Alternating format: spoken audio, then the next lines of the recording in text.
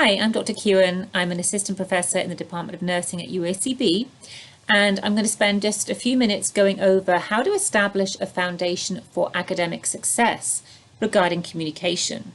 Now, there may be times when you need to communicate with your professor. You may have a question about an assignment, or you want to reach out to them to discuss a grade. So think about how you would do that. Before you do put pen to paper, or send an email, always check the syllabus first. Maybe your answer is there. If it isn't, think about reaching out to a classmate. Maybe they heard something in class that you missed. If you still don't get your answer, then contact your professor. It's really important that we do hear from you. We're here to guide and support you. Now, you could send an email. You could drop in person to scheduled office hours, or maybe if the professor holds them, some virtual drop-in sessions for asking questions and clarifications. So think about your best model or mode of communication. In your syllabus, maybe there is a policy written by the professor about the expectations of how you are to communicate with them. So this is an example that I use in my syllabus, how the students should communicate with me. And this outlines how you address the professor, you state your name and the reason why you contact them and so on. But it also lets you know as a student when to expect to hear back from me. If you send an email on a Friday night at 9 o'clock, you might not hear back until Monday. So when you write an email to your professor, think about a few things. Always use your USCB email, not your personal email. Include a clear subject line about the topic of your email. Be polite, be specific, and be clear. Avoid all capital letters or bold text because that can give the impression that you're impatient or a little angry. Remember, tone of voice cannot be communicated through writing. Start with a polite salutation. Dear Dr. Smart, and always check the spelling of the professor's name. Be clear about what it is you want to ask or need to know.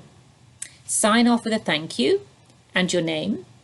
And then before you hit that send button, proofread it. Read your email and see if it sounds like you want it to sound, and read it as if you are the professor reading that email. Check any spelling, any grammar and punctuation, make those corrections, and then send your email. Now, this is an example of an email to your professor. Dear Professor Smart, now you've got your subject line and your title there. My name is John Doe. I'm a student in your Leading in Organizations class, section 1 that meets on Mondays. I have a question I hope you can help me with regarding the font type and the size that is required for the scholarly paper assignment. I've looked in the syllabus and at my notes from class and online, and I asked someone else in the same class, and I think it is Times New Roman font size 12, but I'm still not sure. Would it be possible for you to kindly clarify at your earliest convenience? Thank you for your time. I appreciate your help. Respectfully, John Doe. Now, if you are sending an email to a close friend, you don't need to be as formal.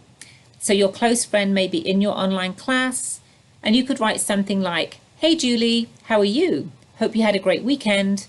I just wanted to check that we're still meeting tomorrow. I'm looking forward to catching up.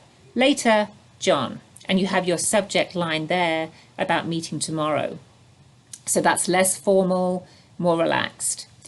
If you're writing to a new classmate that you don't actually know yet, you haven't really met them, then I would be a little formal, but perhaps not as formal as if you're writing to your professor. Again, have a subject line. Hi Chris, thank you for your feedback on my post in Professor Jones's English 210 class. I really liked your point about the second paragraph of my answer, and I thought a little bit more about it. Would you mind looking at my second draft? Thanks, Kelly. So they're just some examples of how to send an email and how to construct that email in a professional manner. Think about also how to connect with your online classmates. So it can be quite daunting when you think about the 8 weeks ahead or the 16 weeks ahead, and you're having to do all this work at home on your own, and you don't really know how to go about planning your assignments and things like that with an online class. It does take motivation and self-discipline. So think about when you introduce yourself in the first discussion, or a voice thread. Share something fun about yourself, maybe a hobby, something that you like to do for fun, or how you take care of yourself. Maybe something that you do resonates with another student, and you can maybe develop a relationship, a friendship. When you're responding to discussion posts, mix it up a little bit in who you respond to. So don't always respond to the same people every week. That way you're making more connections. Also, think about how to add a social aspect. Become part of a Facebook group with the students, maybe Instagram and Twitter, that sort of thing. Or be a part of a study group, or even initiate the creation of a study group with your peers. And then lastly, think about coming to campus. Even though you're in an online class, you could still meet those peers on campus, because maybe both of you have classes in person and it's an opportunity to reach out and connect, maybe have lunch, meet one day together. So these are just some examples of connecting and communication with your peers and professor, and these are some links there that you can have some further reading. All the best, enjoy your online class. Bye-bye.